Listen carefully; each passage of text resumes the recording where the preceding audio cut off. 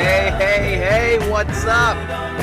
Oh God, this is gonna be fun. For anyone who I just deafened with that hello, my bad. Now you know what it's like to be my student. Hey, question. Have you ever wanted to listen to me talk for probably like 30 minutes and just ramble on about subjects that have no level of connectedness and honestly make no sense? Well, you came to the perfect place. No, listen, it's a Saturday morning. I'm going for a drive and I thought I'd take you with me.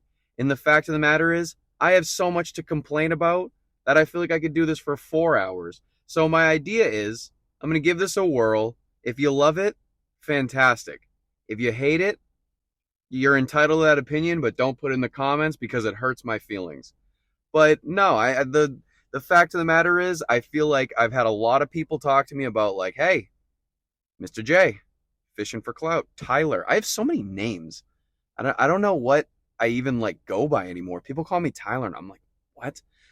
No, people have been saying that they want to hear longer versions of me just rambling on. Someone specifically asked for an unedited podcast, and here you go.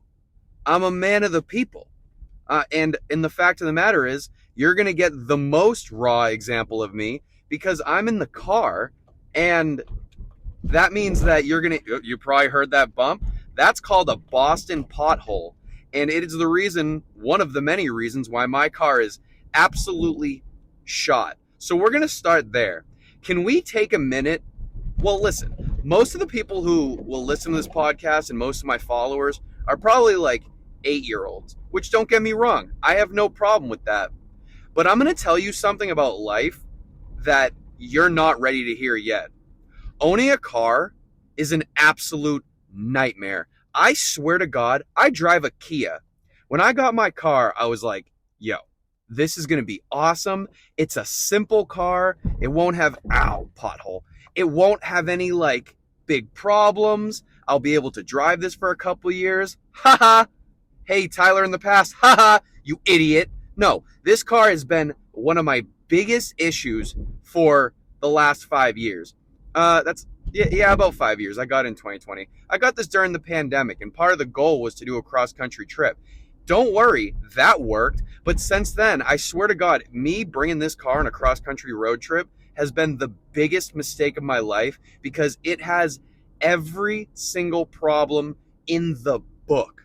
Okay, so let's start off easy. I don't know if you can hear it on the mic, but one of the back tires has recently developed this really cool thing where it squeaks every time the tire rotates. And I don't know if you're on the same wavelength as me, but when I go for a drive, the tires typically rotate a couple 100,000 times. So all I hear in the back is, I swear to God, it's like I have a cockatoo in the back of my car. It makes me want to lose my mind. The first time I heard it, I was midway through a drive, and I thought I was losing my mind because I was driving on the highway, and it started going really fast. So it was like, it was just like this screech. And I'm thinking to myself, I'm like, Tyler, you're 27. You're too young to be going clinically insane, right? Like 27's a little bit young for going completely insane. In my opinion, it's too young. I feel like I should get to at least 30 before I start losing my marbles. But maybe that's just like the beauty of being a teacher. I don't know. Education might have aged me. Yeah. So I got this dead bird getting run over in the back of my car, and I genuinely think that has a lot to do with potholes in Boston. I don't know how many of you have driven in Boston, or if you're from Boston, you've ever been here. Boston's fantastic. Boston roads, absolutely horrible. There was a pothole that was 3 feet deep on the highway, and it took 2 years for Boston to fix it. You want to know what it took for them to fix it? Some teenage hero started graffitiing graphic pictures of inappropriate parts of the body across it, or just like writing the F word across it. So then the town legally had to fix the pothole, which is, I mean, obviously like drawing a drawing a glizzy on a road is not the nicest thing to do, but the fact that it had to get there for the town to be like, oh, maybe we should stop letting Tyler shorten his spine by 6 inches every time he goes over this pothole. Like, is my health not enough? Is the health of my car not enough? No, we gotta make a road glizzy. Road glizzies should not be the key to fixing potholes. That's first and foremost, because I hit a pothole once and I swear to God I forgot 5th grade math. These things don't play around. Like, it's not even funny. I was driving with my mom, and the thing with driving with your mom is that she thinks that you're in a spaceship, and she thinks that you don't know how to fly a spaceship. Like, don't get me wrong, I don't know how to fly a spaceship, but we are in a Kia Sorento. This car can't physically pull off going over the speed of like 60 miles per hour. Like, the car will die out if I try to go fast enough to kill us.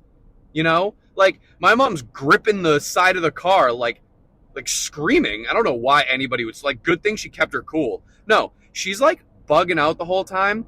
And I'm like, Ma, we're in the driveway. Calm down. There's something about moms or parents in general with driving with their kids. They just have zero trust whatsoever that we'll get them there without dying. And I don't know why, because in my family, I'm pretty sure I have the cleanest driving record of anybody.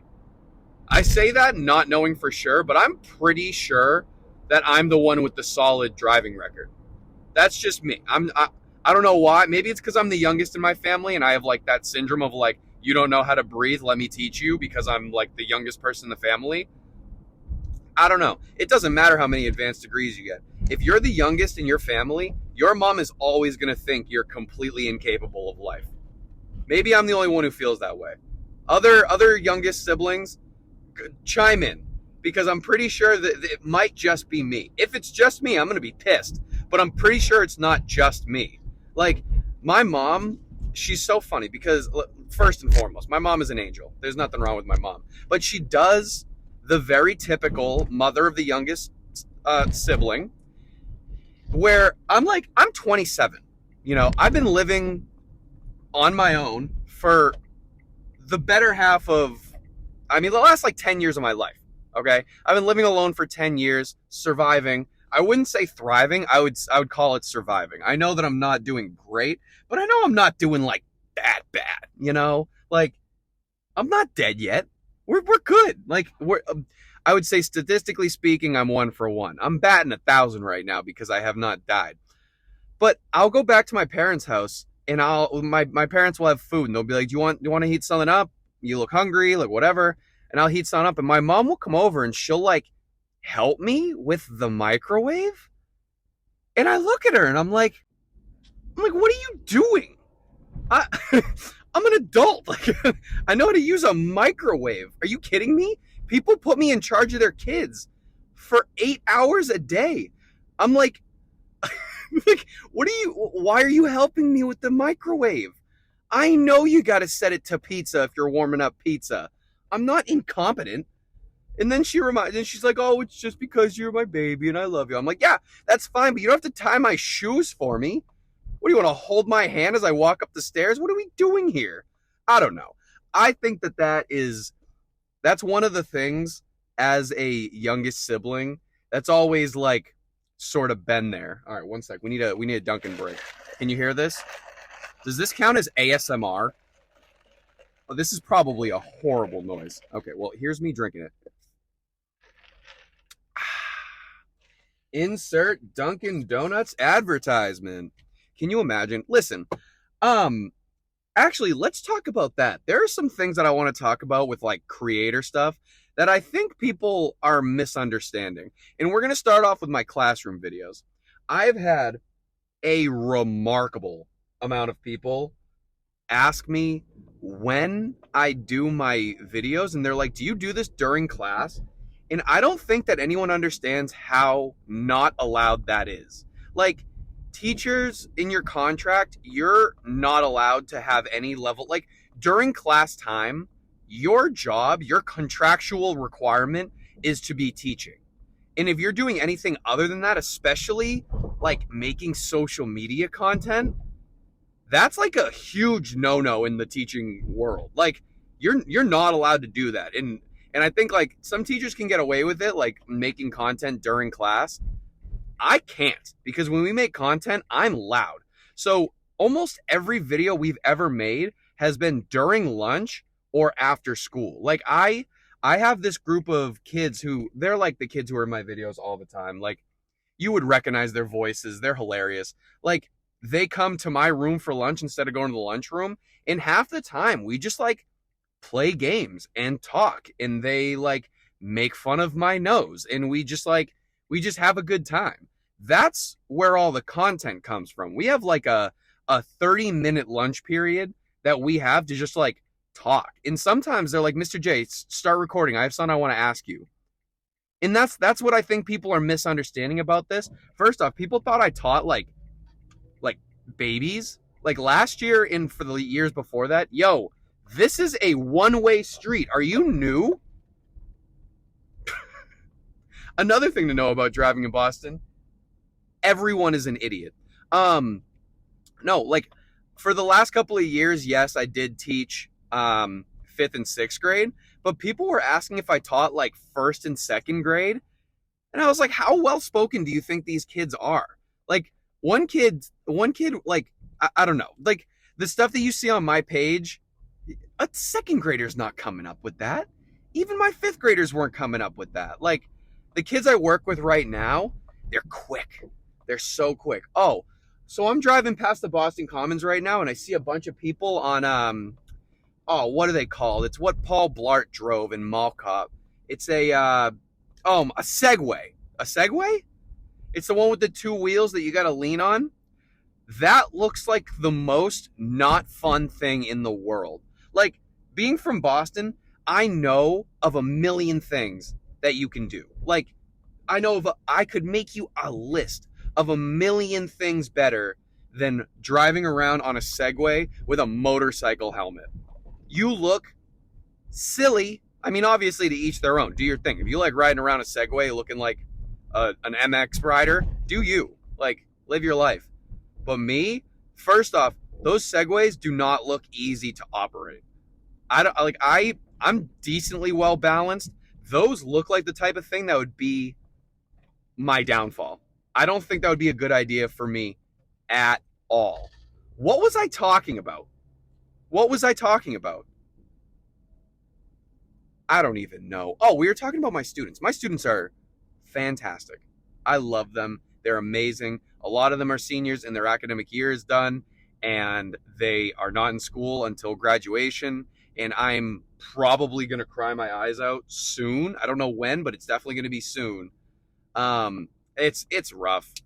Teaching seniors, this is my first year doing it, and let me tell you, it's rough. Like, you realize halfway through the year that these kids are not going to be there for the whole year, and it breaks your heart. And I don't know, it's a bittersweet thing, because on one side it's like I can still keep in touch with them. Like we can still email when they need me, whatever. Like I'm the type of teacher where I want to stay in touch with like my students and their families, because like this isn't just like a touch and go thing. It's like, let me know how you are. But then there's always like that like positive thing where it's like, this kid's ready. This kid's ready for that next step. And that's like the beautiful part of it. And both of them will make me cry. This is something I actually care about. It's nice to have something you actually care about. Let me tell you something I don't care about. I don't care about Boston drivers who literally are on the wrong side of the road. What are you doing, sir? Oh my Christ. Oh, if you get okay, I got a hot take for you right now. And this is solely coming from the fact that the person I just saw driving at me on a one-way street looked like they've been dead for maybe 5 years. I genuinely believe that once you get your license at, I don't know, 16, 17, you get your permit at 16, you get your license at 18. No, it's like 6 months of driving with your permit and not like rolling your car, and then you're golden. Then you get your license. I think that after like the first 10 years of your license, if you have like a clean record, you should be retested. Okay? So this is how it should go. If I get my license at 16 and a half because I drove fine. After 10 years of driving, I should go back and retest for my license because I genuinely think that these people driving, they just forget what a car is. They forget that they're driving an enormous piece of moving metal and that it can hurt people. Like, no, ma'am, you can't drive on the sidewalk. We're in a city. Oh, I gotta sneeze. This is gonna be bad. Oh, oh my God. Whew. Okay, is it like a getting old thing where your sneezes feel like you just got kicked in the chest by a horse? Oh, oh, it hurts in my throat and my chest. It like kind of like pulled my back doing that too. Oh, I hope that wasn't like super loud.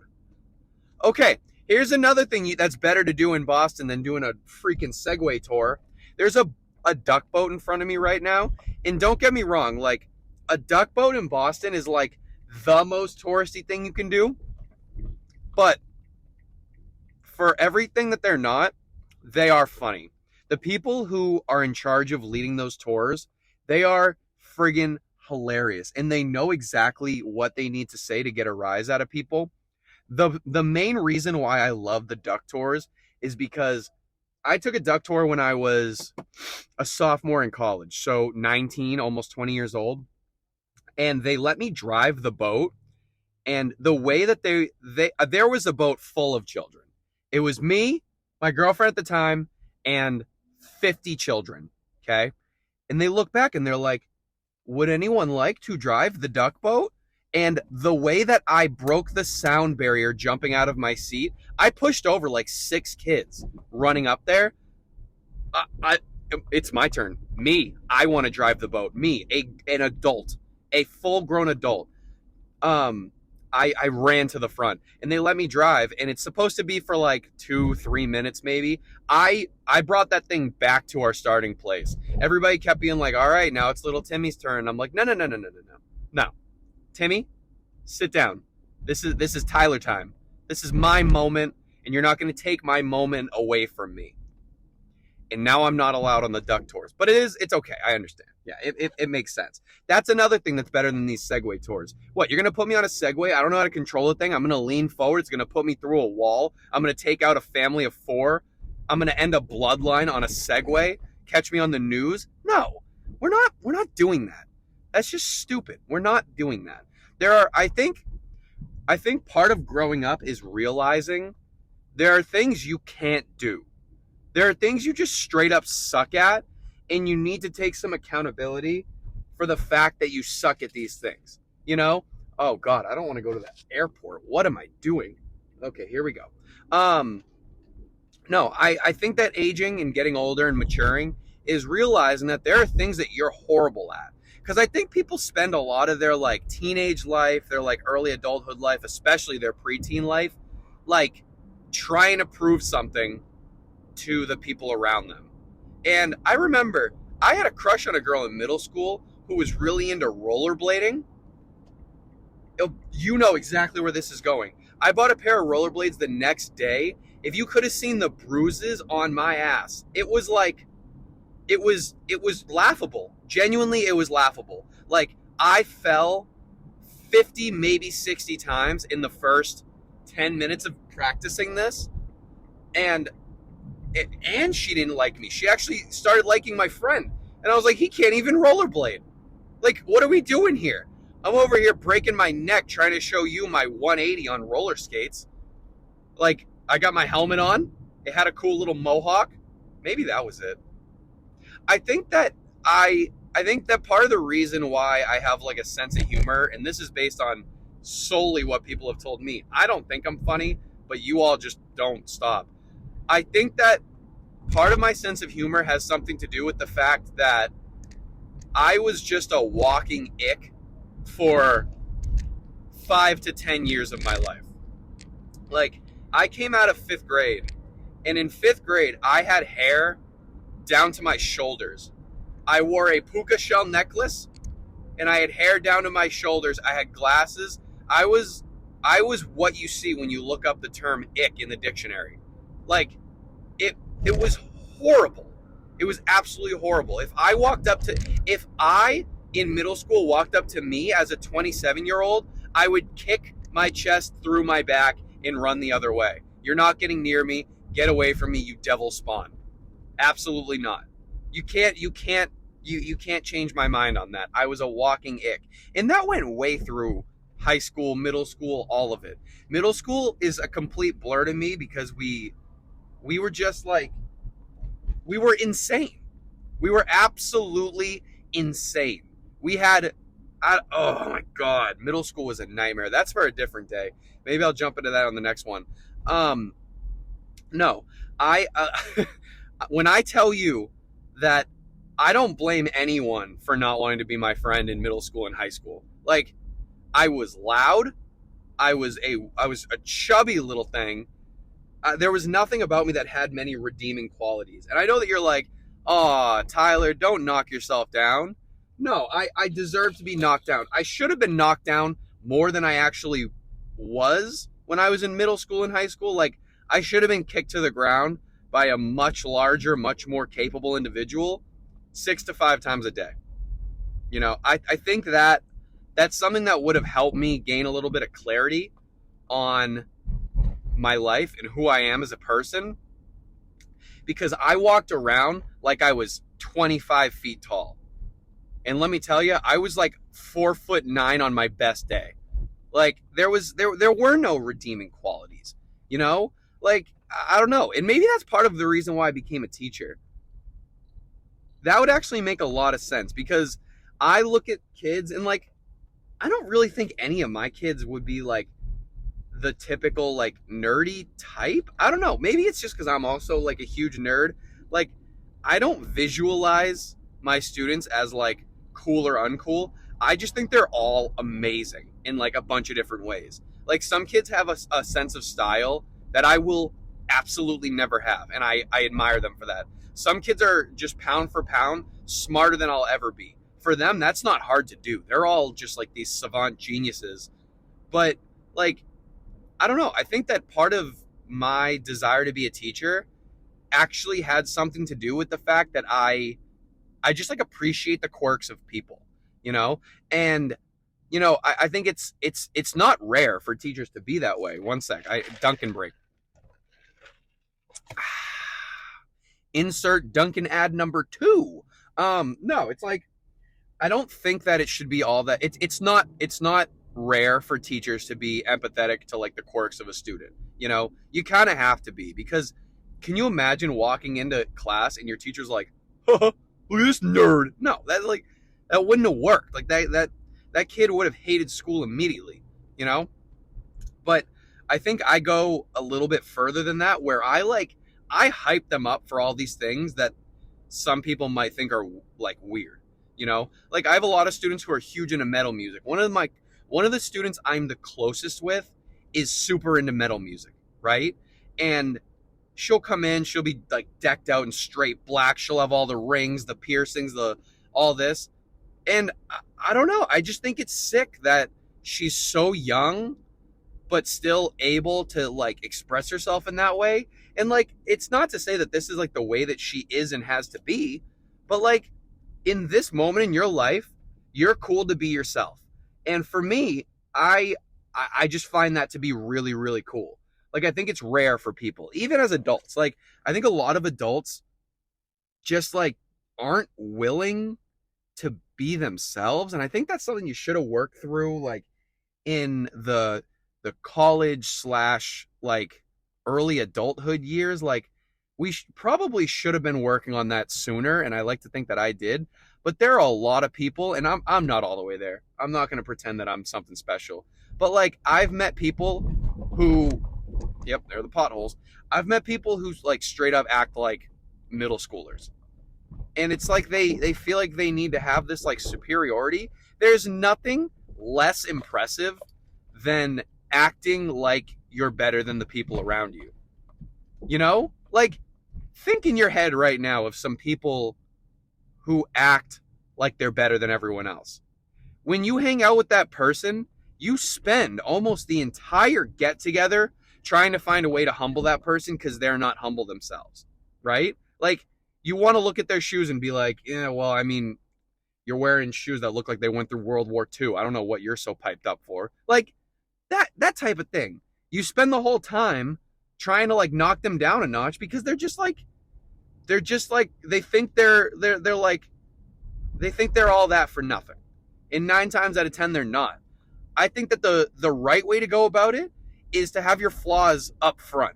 Like be completely aware of what you're horrible at and just like be able to laugh at it. If there's one piece of information I would give to someone, it's that you need to just be able to laugh at yourself. You know, I think that there's obviously a fine line between laughing at yourself and like being self-deprecating, letting people walk all over you. But like, I don't know, if you take yourself too seriously, you end up just looking like this like peaked in high school, like, I don't know, you just look like this. It's a very unimpressive person, and we all know one.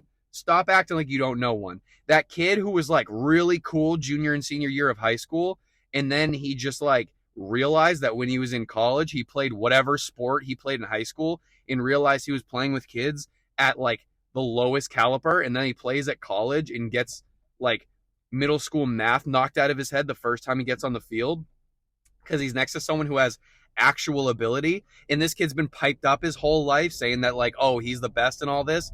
No, all you did is you learned nothing in your classes, so you have no real intellectual skills. And now all of this athletic promise that you were so fond of, you literally just got buried by a freshman in college, just 400-pound freshman lineman, and now you look like an idiot. I don't know. I think there should be a certain place in bullying for people who need to be humbled. And I think that once we make it to where we need to be, we can pull back a little bit. But I think that people who are not willing to be humble need to be humbled. And I think that we should have maybe like a police force, a small group of individuals who identify, maybe we could report cases of people just acting like idiots. And then we can just have our task force destroy them. Like just like for like it could be really well organized. It could be like we insert them into the group. We maybe have somebody who's like a child actor or actress who is a trained humbler, okay? And we send them into the group chat, not the group chat. We send them into their friend group, and then they become fond of each other, and then they identify who the bully is, right? That one kid who like doesn't realize that they're not that tall. So we send the actor or actress into the group chat. Oh my God, friend group. I'm saying friend group. I can't think. I can't do it. We send them into the friend group, and they identify the bully, and then we give them a week, and they hang out for 7 days straight. And each day, our actor will just sort of like chip away at the confidence of this bully, and just like little spiteful remarks, being like, wow, you got really small calves.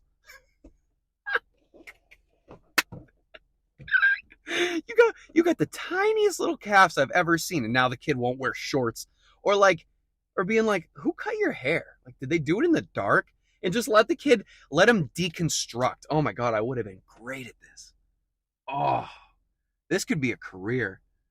Oh my God, send me the numbers of people that you want humbled. I'll call them on a block number, and I'll just I'll pretend I'm like a salesman. I'll be like, wow, you just have like the most, you have the most vulnerable voice I've ever heard. You have like the voice of a little mouse. And then I'll hang up, and it'll just like absolutely deconstruct their entire social week.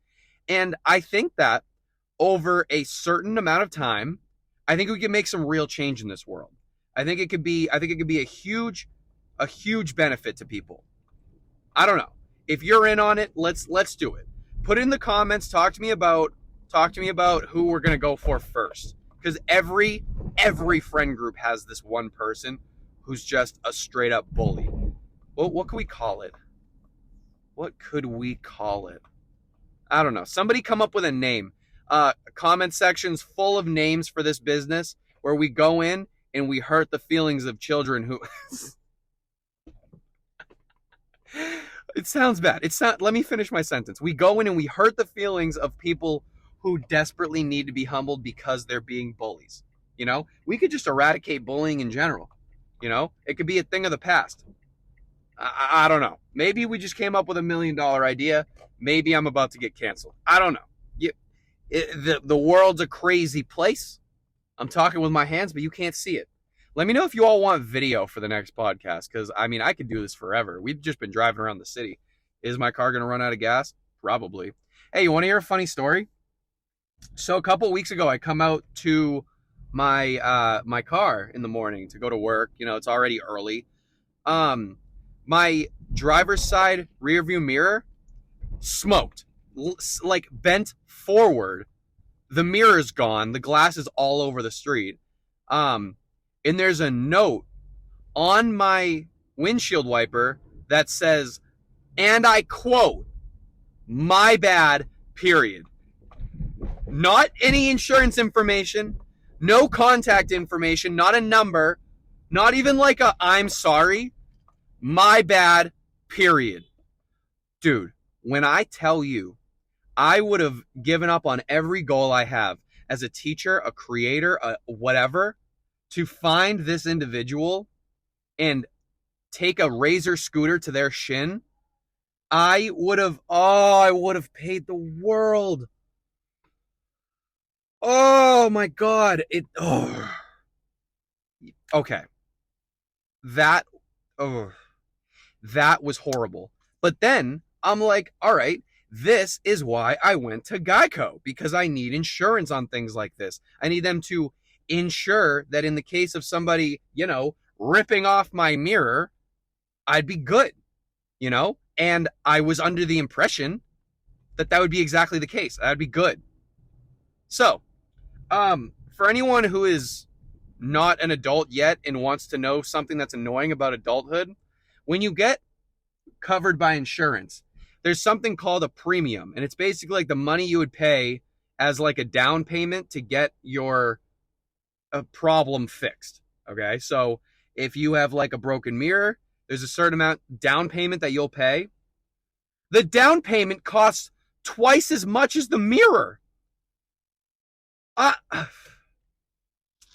like, what is the point? What is the point? So what? I have to total my car? I have to crunch my car like a soda can in order to create enough dollars worth of damage to have it be covered by insurance and make me feel like I actually won something? What, I'm mangled in the hospital, but at least my car looks good? No. It's stupid. It's stupid in every language. It's stupid no matter how you say it. Okay? An interpretive dance of explaining that would look stupid. No. That I swear to God, when I tell you that almost, oh my God. The way that they take you when you're already pissed off, and then they take a razor scooter to your shins with the whole like, oh, are you upset about this? Here, let me make it much worse. I pay monthly for this Geico coverage. Like, what am I paying for? What am I paying for? I don't know. Maybe I'm just like the clown in this. The red nose is really coming through at this point. What are you doing? Oh, these drivers in Boston. Let me tell you. Okay, so here's the thing that I'm going to talk about last. I want everyone to know. Teaching is the best job in the world.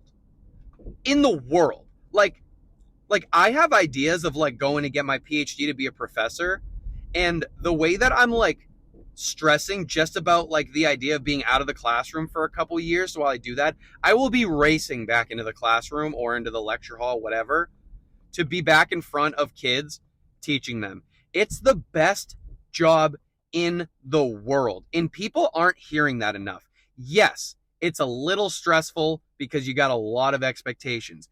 Yes, you are in charge of people's children who they care about immensely for a huge part of the day. And yes, there will be kids who will make you want to put your head through a plate glass window. But the moments when it's good, it's amazing.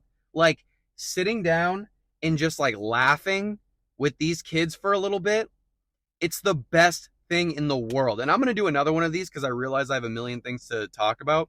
Um, and also, like, the comments need to be full of questions you want me to answer for the next one. Um, but teaching is just one of those jobs. Like, you can have a good day at the office, sure. Okay, like you can have a good day at the office every now and again, and like you'll when you have a day that doesn't suck in the office, you'll be like, oh, that was a good day. But a good day as a teacher, when you're keeled over laughing because your kids have a heightened like sense of humor for absolutely no reason, like it's the best thing in the world. You know, it is the absolute best thing ever.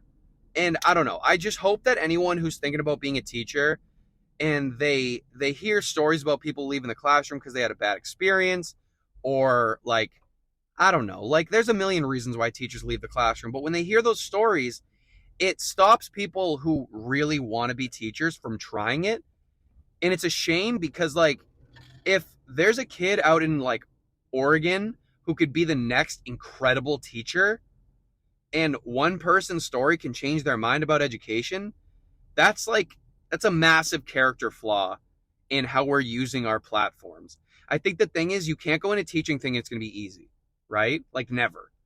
And you can't go into teaching thinking that every day is going to be the same, because it won't. That's one of the things I love about it, is that no 2 days are exactly the same. Like, one day I will fall down the stairs, and the next day I will have a student bring me in like $60 worth of food from home. Like, it's never the same, but when it's good, it's the best job in the world. You just need to prepare yourself, and you need to understand that like it's a process. All right. Listen, how many minutes? Oh my God, we did actually 30 minutes. That's beautiful. Listen, I want to do this more. They're only going to be on YouTube because I'm not putting 3 10-minute long videos on TikTok, but I want to do this more. Comment section is going to be specifically for ideas for what you want to talk about on the podcast, questions you have for me. If you're a younger sibling, chime in because this is your moment. But yeah, no, I think this could be a lot of fun. So I want to keep this going.